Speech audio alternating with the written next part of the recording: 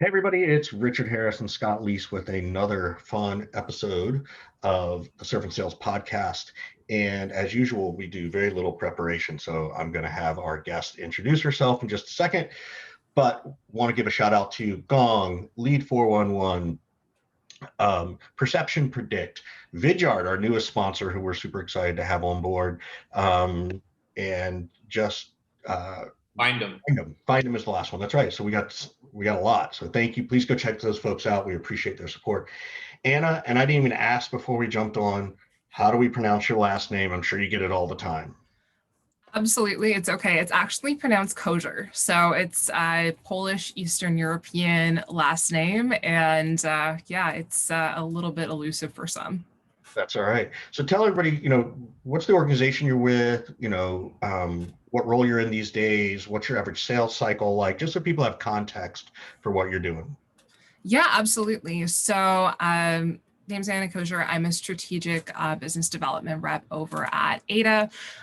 Ada, we started out as a support chatbot function, but have expanded because we want to incorporate the full life cycle within the customer journey, since it doesn't just obviously the communications start when you have a problem, it starts when you're first becoming educated. So we're covering a lot more of the customer journey, and we work with some mid-market, but because I'm doing only outbound in the strategic role, I'm kind of targeting our wish list companies that we want to work with within the enterprise space. So it can be anywhere, we've gone to market in 72 hours for some COVID relief packages for the smaller companies. But of course, because of complications and bureaucracy in the enterprise space, that typically takes a bit longer. So it really just depends on how much research the company has done about their customer journeys and questions that they're frequently asked. Can depend on how quickly we go to market.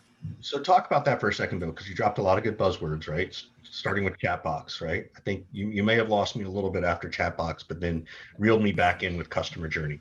So understanding the idea of a chat box, but now you're trying to expand it to more of the customer journey. What does that mean? Like, what pain does that solve if I'm your mid-market customer? Specifically, what pain are you helping me solve throughout the journey? Great question. So of course, the website is the front page of how people are interacting with your business. So imagining, you'd go into a retail store before, there'd be a sales associate coming up to you asking you, hey, can I help you with anything today? That experience is lost. Thus, a lot of money is kind of left on the table for people that are just clicking around, that aren't necessarily being educated on what the product is, or potentially getting forward an offer that would encourage them to purchase. So that's the kind of, proactive education engagement that we're talking about on that side. And on the support side, we're talking about how 80% of volume is typically created by only 20% of questions. So we want to know what those 20% of questions are to reduce 80% of the volume that would potentially be hitting your support team, costing time, resources, expanding wait times, all that kind of stuff. So how'd you even get into sales? I see that you were a tour consultant or a tour guide at one point. I wish a guide, a consultant. So all the jobs I've gotten have been through just being friends with somebody, and they've talked about it and it seemed like a good fit for my career. So I always liked the idea of working in tech because my partner actually does run a tech company. So initially I kind of thought if I were to go into more of a corporate sales, it'd have to be really stuffy. And if you look previously, I went to school for radio. I worked a lot in music and fundraising, so I wasn't really cut out for that.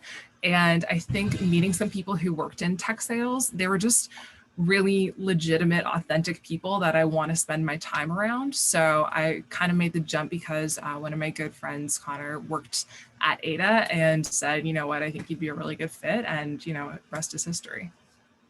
What made you like sales though? Like, it's one thing to say, hey, I'm not fit for the corporate world, and you have this eclectic background. What made you kind of go, okay, sales is good for me? Well, I think it just stems back to communication, because going to school for radio, I actually had a really bad stutter in high school. I was not very confident, but I had a particular teacher who took interest, just thought that I had interesting things to say. So helped me kind of overcome that. And it really was beneficial. So I ended up doing some sales a little bit for my college station while I was there, just kind of going door to door asking businesses if they wanted to buy some airtime. And from there, ended up while I was kind of doing some contracts in music to supplement my income, I would work for a fundraising company. So fundraising, of course, is kind of a different kind of sales. It's a bit more intangible, but I did that for about 5 years before doing the tour sales. And so I've actually been kind of in sales for almost 10 years, which is crazy to think. But just now in tech sales, starting my career. That's funny. I want to go, if you don't mind, would you mind talking about the challenge you had with stuttering? Because I think it's always interesting to hear how people overcome these very personal challenges. Everybody's got something, right? If not, someone like me, I've got a couple. How did so it's one thing to say, hey, a teacher took interest. What are some of the other things that you have to do to try to overcome that challenge?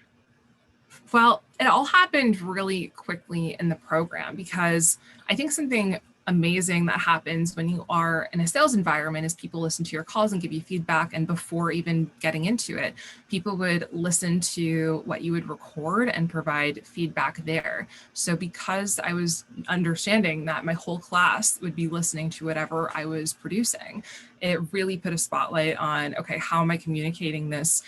What's going to make sense. So I think it was just like really just a crash course in trial and error at that point, where I just had to do a lot of research, become really comfortable with what I was talking about, in tandem of having, I think, that bit of social pressure of knowing that I was going to present it for somebody.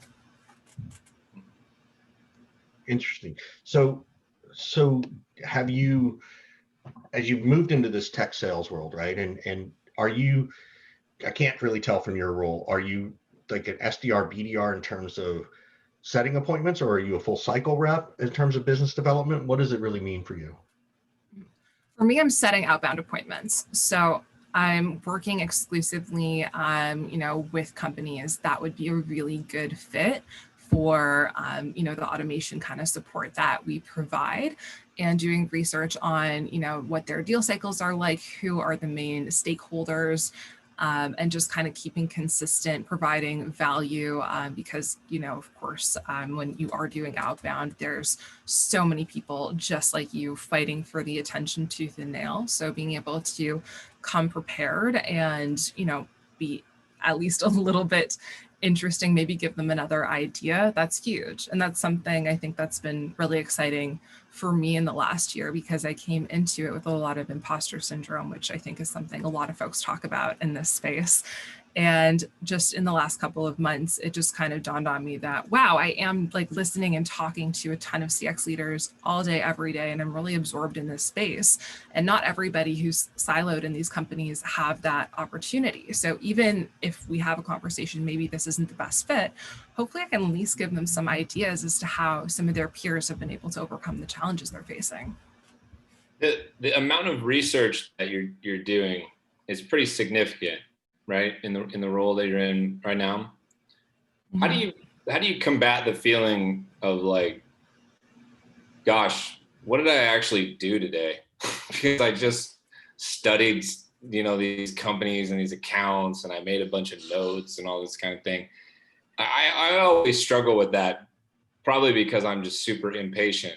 But I'm just curious, like, how do you feel like you're making progress and accomplishing things in a cycle like that is just requiring so much research? That's a really good question. I, have to kind of fight with that every day. I do keep activity pretty consistent every day paired with research, because again, if you are talking to somebody, even if it doesn't result in what you want from that conversation, which of course, the golden standard is being able to get your discovery call off of that. But even if you talk to somebody who's maybe giving you some helpful insight as to if they're looking at a solution, if they're building something internally, then that helps to, I think, give you that better picture and context once you do get the right person's attention in the company. And the different types of BDR roles that you've been in, I mean, I'm assuming they require different types of research, different levels of intensity and whatnot. Can you talk about the differences between being like more of like an entry level BDR versus an enterprise BDR, and now where you're at, which is strategic BDR kind of work. Can you talk about the differences between those roles? Yeah, absolutely. I'm not sure if you're too familiar with like the spin bikes or Peloton or anything like that, but I've been really into, I got like kind of their like knockoff brand, the Echelon, which I've been really happy with. But basically there's like different resistance levels. And I feel like when you get into it, when you're working with the smaller companies, like the mid-market companies, you get just exposed to, again, so much great information, and you're able to have conversations and book the calls and often run them yourself. So you're always kind of getting, I think, some interest. So it's more about qualifying who's going to be a good fit rather than, if you get a meeting, it's so exciting, you're going to just pass it to your AE right away. Whereas in the enterprise and strategic space, because so often we are working with notable companies that do carry a significant amount of weight with their logo, often just the resistance of getting in there and getting the right person's attention and then passing it off. Like you're not doing a ton of the call and the qualification. So it's so much more just thinking about, okay, what's the cadence I should be emailing? What's the cadence I should be reaching out on LinkedIn? So you have to be a lot more thoughtful with, I think, just how you're making yourself known and in what channels and at what time. Does that mean one of them is harder than the other? I mean, I think people think of it as a progression and like a career path, and that therefore presumably the higher you go, the more difficult it gets. But I've talked to other SDRs and BDRs who say quite the opposite, actually. It's actually harder at the kind of smaller company level and gets easier the higher up you go. So I'm curious your take on that. Well, I just think it's harder because of the rejection. And I think just when you're talking to the mid-market companies, because you are getting them talking. Because there's more rejection, or because the rejection is more sizable? What do you mean specifically? Well, I think the sizable rejection too, because I was just actually listening to the fellow Ernest, who I think you guys had on last week. He was talking about how when you do the research and you're so excited that, you have the perfect silver bullet email and then it comes back with a no, your heart kind of sinks because you've put all that effort in. So I think it's just the fact that there's a bit more gravity to some of those rejections when you have put a lot of time in tandem with the fact that there's, I think, a smaller pool in general of companies to go after, whereas I think in mid-market, there's just so many opportunities, and I think you have to be a bit more selective, whereas on the enterprise side, because you're not necessarily working with as many different groups, when you are getting momentum, it feels really good, but it's just kind of, I think, hard in the fact that, no matter what, you are going to get those rejections, and because you've sunk the time in, it feels a bit bigger to you. I want to go super tactical on a couple of things. So this goes all the way back to where you were starting with Scott around the research stuff. How do you manage your day? Like, how do you manage your day to that research versus execution we first started talking about, understanding that you need to have more knowledge going after the strategic approach? How do you do that? Well, something I've been really trying to do, it's not perfect every day, it's always a work in progress, but I've been learning a lot about Stoicism, and there's a quote from a famous Stoic, Marcus Aurelius, who talks about not starting the day on your back foot. And I used to just love sleeping in. It was so hard for me to get up. And I think especially as we've moved to a work and home environment, it's really easy to let something like that go. But I've started just being militant about making sure that I'm getting up at 6 a.m, getting my day started around 8 o'clock so I can look through the news of the companies that I'm targeting, see if anything's come up that I can tie back into my outreach, then kind of coming to the first part of my day, seeing what activities or what people I'm the most nervous to maybe reach out to. And I think that's a good indicator that, okay, I need to figure out how to get in touch with these people. So trying to just like knock off whatever is the hardest thing first. So then that way through the rest of my day, I can kind of take things as they come and be a little bit more agile. Do you try to target a certain level of execution? Like, I need to go after this many companies a day, this many people, without, because I don't think you can dive into this and do 100 emails, right, at the strategic level. So how do you make, do you set little goals like that too? And what are they, just out of curiosity? Yeah, there's definitely KPI goals that I have just to keep conversations going, even with people who are kind of like outside of who I'd want to talk to, just to get information and gain potentially that referral. And, you know, I think, of course, everybody's getting cold called, but I still love getting on the phone. That's what I did fundraising. And I just think it humanizes you so much to just have those conversations that, you know, I do like to spend a good like half hour to an hour per day, just like cold calling, just to see who I can get on the phone, what information I can get in kind of an old school way, and following up with, you know, thanks so much for taking my call, and just kind of summarizing what we talked about from there. Because yeah, definitely, you know, being a social person, not having the, I guess the, what do you call it when you're all kind of together? Bullhorn, there's something like that. I'm not remembering it properly. But when you have everybody together making your calls and having that buzz going on, I think the energy is so infectious. So I still try to do that and just kind of recreate that on my own, because it can definitely get wearing if you're just sort of looking through these companies on your own. Yeah, breaking the silos is huge. I just always try to keep up to date with the people on my team so we can keep that momentum and keep that energy and keep tabs with what's working and what's not working. At the strategic level, right, at the larger level, can you tell at this point, particularly because it's COVID, right? LinkedIn's better than email, email's better than LinkedIn. People are answering the phone. It's easy to find their phone number. Like, how are you, you know, going strategic after your strategic accounts?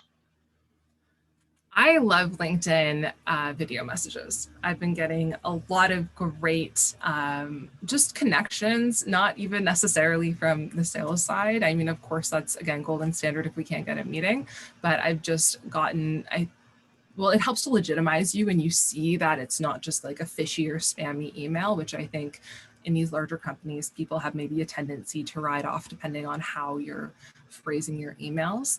But when you can actually see, you know, the person and their background, and that they took the time, you know, even if it is a 40, 60-second video, which I think is the perfect amount of time just for a quick intro, then you're able to kind of get that conversation going a lot more smoothly than if you're just kind of sending, I think, a cold email, which still, of course, works. And I definitely use all of these channels, but the LinkedIn video message is what I've been finding really effective. Scott loves LinkedIn video messages. He Yeah.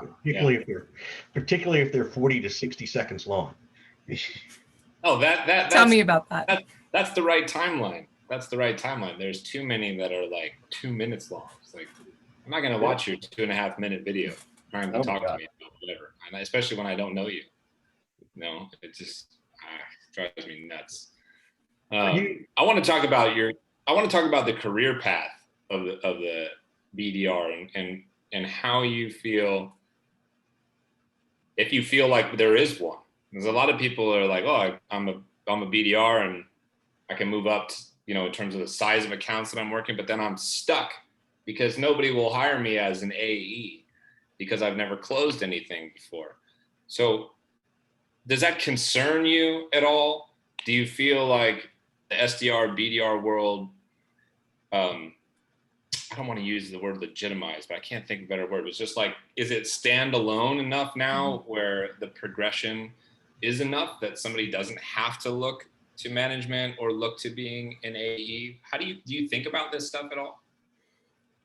Yeah, absolutely. I think to a certain extent, there always are those limitations in a career path, especially within, you know, a tech startup where it's not necessarily as clear cut as, you know, you work at a bank for 6 months and then you get your promotion here, because everyone's just kind of flying by the seat of their pants. We're flying the plane and we're building it as we go. So we're all just trying to do our best to make the best decisions we can in the moment. And I think at this point, when it comes to the career path, especially for myself, I'm again really new to this kind of business and I still feel new. I always have a learner's mindset that I know some BDRs that are in the job for 2 months and they feel like they know everything. And I'm just, you know, sitting here a year and a bit later, just like, there's so much more that I feel like I can, you know, learn and glean off of just people who are a lot smarter than myself. And yeah, the AE role I think is an awesome next step. I think the account management role too. And depending on what other parts of the business might pull at you, I think it's a great way to just get your foot in the door, start making connections. And if it doesn't end up being right for you, then you could potentially make that decision to go up to marketing or move on elsewhere. But so much, I think, the keys are in your hands. You have to take that initiative, and you have to know when it's kind of, I think, your right time to poke people on the shoulder and say, hey, this is what I'm looking at. I've been consistent hitting my goals for this long, Well, when is that right time, you think? I think a lot of people struggle with figuring out when is the right time to speak up or to ask questions or to, demand a raise or a trade, whatever you want to call it. I think people are lost with it. I know people are lost because I've had people tell me that they're planning to do this who are struggling in their current role right now. And I'm like, this is the worst fucking time for you to ask for a raise. Like, you don't go ask for something when you're in a position of weakness. You wait until you're in a position of strength. So how do you help people figure out, like, when is the right time to explore these different roles? And you're mentioning account management and marketing and things like that. Like, how does somebody figure out that being a sales rep is not the future for them, that a different, ancillary role is? Mm-hmm. You're going through this right now. So I want to know your perspective, not old people like Richard and I, who've already done this. No, of course. Something I like to think about a lot is, if the rest of my life was reliving this day, would I want this life? And if the answer is yes, then I'm like, okay, I still feel like I'm in a good spot. And if the answer is no, then that kind of shows like, okay, I need to either challenge myself or switch something up in some way. And if I can feel like if I'm doing is making an impact, if I'm learning, if I'm genuinely being helpful in some way, then I think there's a lot of good in what's happening, that, I feel like there's more room for me to grow in my role. And as soon as I've kind of hit that ceiling where I feel like, no, I wouldn't want to repeat this day for the rest of my life, that's when I kind of start thinking, okay, who can I talk to? How can I start, going beyond this? Richard, the last time that I said I would love to just repeat this day over and over was probably late February when we were in Costa Rica. I would agree. Serving all the time. Completely agree. So, I want to ask you this question. You certainly, of the time I've known you in this short time, you're very grounded. You've taken things that you've heard or read and you've really applied them deeply and intimately into your psyche and your brain. One, have you always been that way? Have you always sort of been this, I call it a deep thinker. Maybe I'm too shallow. Have you always been that way? And then two, where do you find these things? Like, what are the kinds of things that you like to self-educate on, whether it's sales or life or whatever? Thank you. That's a huge compliment. I really appreciate that, Richard. I think I'm a deeply anxious person, and I know that that's not a good way to be. So much of just my self-development and my career development, I think, has been just the necessity of understanding that the way that I was brought up thinking isn't going to be serving me. So just doing what I can to expose myself to. I would never in a million years think that you're anxious. I don't know if Scott would, but Scott and I are anxious. At least I'm interested to hear more about that. So when did you realize like you needed to slow yourself down? I think when I realized I was numbing rather than progressing. And so much of the work that I've just been doing regarding self-improvement came from the fact that there was a point, early 20s where I felt like a little bit distraught, where I was just kind of, distracting myself with like either TV or drinking too much, as one does. And then I was just kind of left with thinking like, oh, like this isn't making me feel good anymore. I think everybody has that moment where they're like, oh, I need to stop this cycle. So from there, I just tried to find people who have gone through something similar to that, and kind of absorb the messages that they've been sharing just about how, so much about I think mindfulness and meditation, yoga is really big for me. As I mentioned, getting up early just so I can start my day properly. I think doing all of those exercises, but especially the reflection one, because going back to the question you mentioned, Scott, about like how do people know when it's the right time? I think people are just so used to being busy and going that they're not taking the moment to zoom out and maybe even reflect or journal and think, you know, is this the path that I want to be on? Like, is there more room for me to grow here? Do I need to be patient? Do I need to ask for that next step at this time? So I think tuning into yourself, there's of course a lot of resources outside is huge, but also we need to know that we're also kind of smarter than we think we are and need to listen to that inner voice a little bit more too. Are there any particular books that you go after that you've been reading? Like what's been on the shelf for 2020, right? Everything Brene Brown. Okay. I went through a major Brene Brown binge. I think she's absolutely awesome.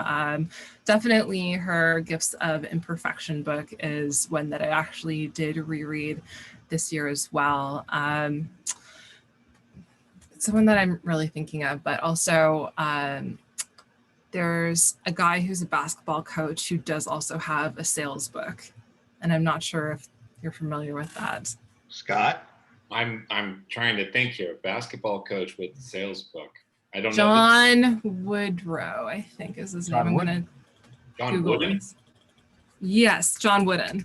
Oh, we got there. Just exposed yourself as a fraud so badly. John Wooden is like one of the most famous basketball coaches of all time, like ever. Okay. I know. And he has all these books on leadership and teamwork and things like that. I would never fully classify it as a sales book though, but maybe there's one I'm unaware of. Well, it's more of a leadership, yes. type of book, but I've found that helps just even in the way that I think about how to manage my day. So I'm not always going to leadership for advice. Sorry, it's not a sales book. You're totally right. Okay. It's been a minute since I picked it up. I've read lots of John Wooden books, and one of the things that I found striking about John Wooden books is the precision with which he obsessed over the smallest things. He taught his players, Richard, I don't know if you know this, he taught his players how to put their socks on properly to prevent blisters and how to tie their shoes appropriately so they would never come undone in the middle of the game and possibly screw them up during practice or the game, whatever. Like, I've never, ever heard of things like that before. So there's some fascinating stuff in there. I am going to laugh forever at your expense, Anna, with the fact that you're trying to figure out who John Wooden is. That's okay. See, you talk about, I don't seem anxious, but I'm forgetting the things that I even wrote down to mention. You hide it well, as some of us tend to try to do. I want to ask you, I want to push you on something, okay? You talked about how LinkedIn is super, super important for you in your business right now, right? Mm-hmm. Okay, she's nodding her head for everybody who's not watching. So I'm looking at your profile though, and you have barely 1,000 connections.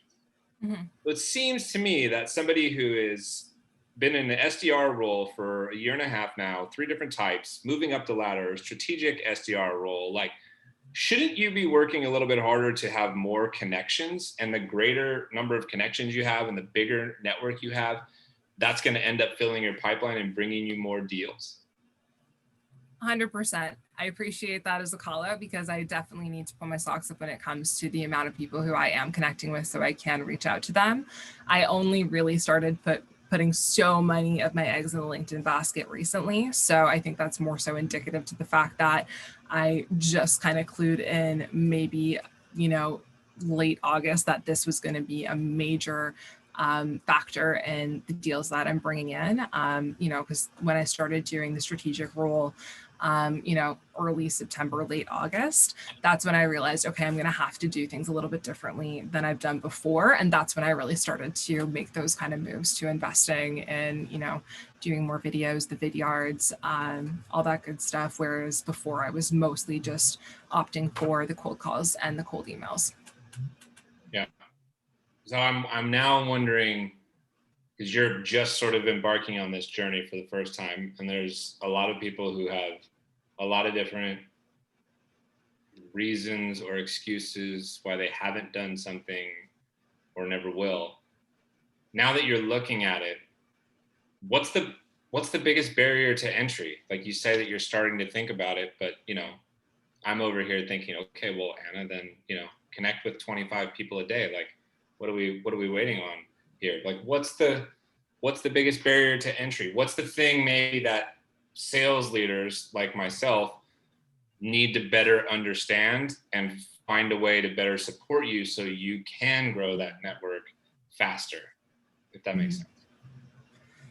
Definitely something that I appreciate learning about. I think it's mostly because the account list that I'm working on is reduced compared to, I think, what a lot of the other folks in my position would be working at, since I'm really just going after kind of the wish list companies for Ada that we would want to be a part of. So maybe that comes from that broader scope so I can get more deals in, or creating a bit of a higher rotation in who I'm going after. So I think all of those are possible, but something that has been really helpful is even within my company, because we are growing really quickly and have hired quite a few people from other startups, is, you know, I'll see if maybe somebody who is just started at Ada, who's worked somewhere else that I might be targeting, just say like, hey, can you give me some insight as to who I could reach out here or potentially help with a referral? So that's been really helpful, especially for these larger organizations, to get a lay of the land.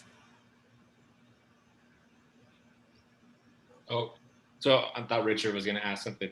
I have one other question, and before I turn it over to Richard, and then we probably start to wrap.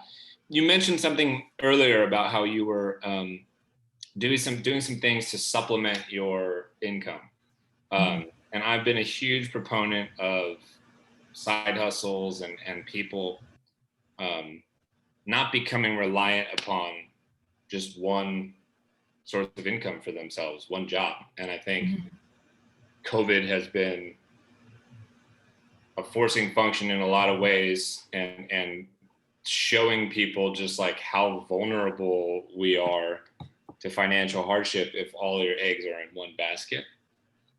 But how do you best balance your side hustle with the aspirations that you have, being relatively new in tech sales, right? You're like a year and a half in. People get this all out of whack all the time, and it goes wonky, and they like don't invest enough into one thing or the other and end up sucking at both, right? Or they try to make their side hustle something that they're really not an expert in yet. So I'm wondering if what you're doing now and how you think about balancing that equation. Well, I'm not actually doing it now. I was doing it when I was working in fundraising. Currently, I'm really just focusing on being, you know, my best self and showing up so I can do my best work, you know, whatever that means, every single day. And before, when I was still looking at, you know, becoming a, you know, music industry person, that's when I was kind of thankful that the job that I had in fundraising allowed me some flexibility to take the time off for those gigs. So to your point, currently I don't have a side hustle. I wish I did, so I could answer that a little bit more appropriately. What holds you back from having a side hustle, or are you?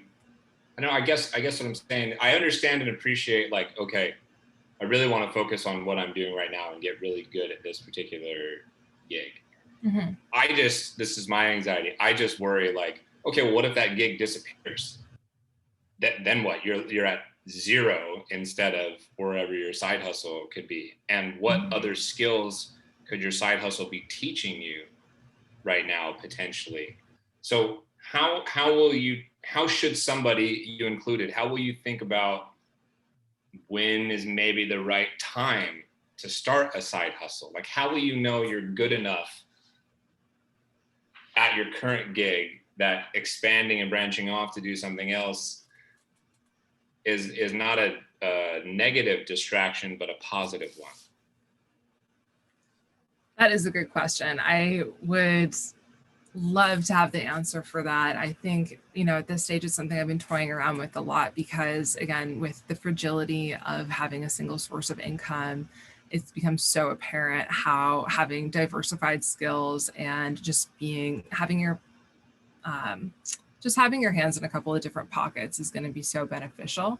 So I've definitely been looking at a few different options like affiliate marketing programs, things like that I've come across, as I'm sure you've probably heard of as well. But most of my skill sets revolved around, creating a live music experience and doing production work. So obviously that's kind of shifted a little bit. So I think at this point, based on what I would be an expert in, so much of what I would be doing on the side is no longer happening, which is kind of a shame. So I've had to sort of reevaluate what would make sense in this digital first world to kind of help with that. So I think, oh, sorry, Richard. Richard, you're on mute. As always. Scott always mutes me. That's the problem. He doesn't like me to talk. So my question is actually back to Scott, because I bet there's a lot of people who are like this, right? And as a year and a half in, she's passionate about what she's doing. She's taking it from a very wise approach. And how do you choose the right kind of side hustle? I mean, Scott, I know you and I know how you do it, but let's say Anna came to you and said, Scott, how do I choose a hustle? What should I do? What kind of advice would you give that person, or Anna? My advice is you do the thing that requires the least amount of effort and provides you some semblance of meaningful return. So you pick something that doesn't stretch you, at all.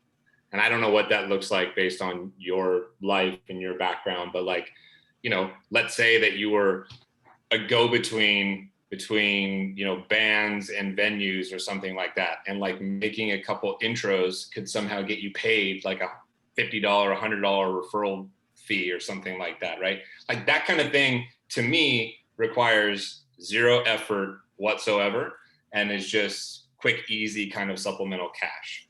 And so that's how I think about getting started, is what are you really, really good at? What would require very little effort on your part, and what would bring you some type of meaningful return? Look, even if you made $200 a month, that's a cell phone bill or an electricity bill or whatever, right? If you get up to $500 to $1,000 a month, that might be somebody's, rent check. These can be meaningful amounts. So I look at it in terms of bills that I take away or this kind of thing, or something that I would be able to save that doesn't require me to work a ton of time and distract me from doing very much. That's how I would get started. I just wrote that idea down.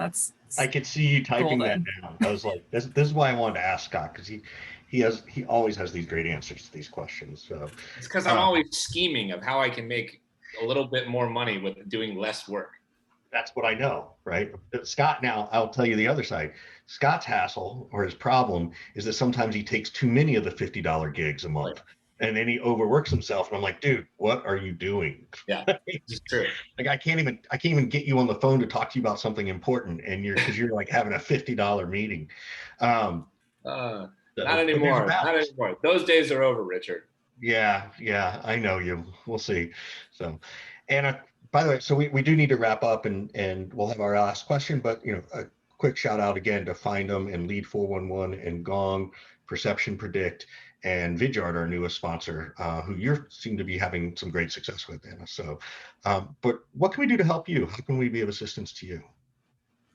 Well, definitely, maybe helping me with some LinkedIn referrals there, Scott, as you mentioned, but I think more than that, just, I think sharing what's working, because things change so rapidly. And, I think with just the landscape of so many people doing a similar thing to maybe the same couple 100,000 people, then it's kind of important for everybody when we're growing together, especially in this, role in this world, to just have an idea of, if something's working over here, let's share it, let's talk about it. I'm such a team player. I think it makes no sense for people to be too hyper competitive. You need that, I think, to be successful.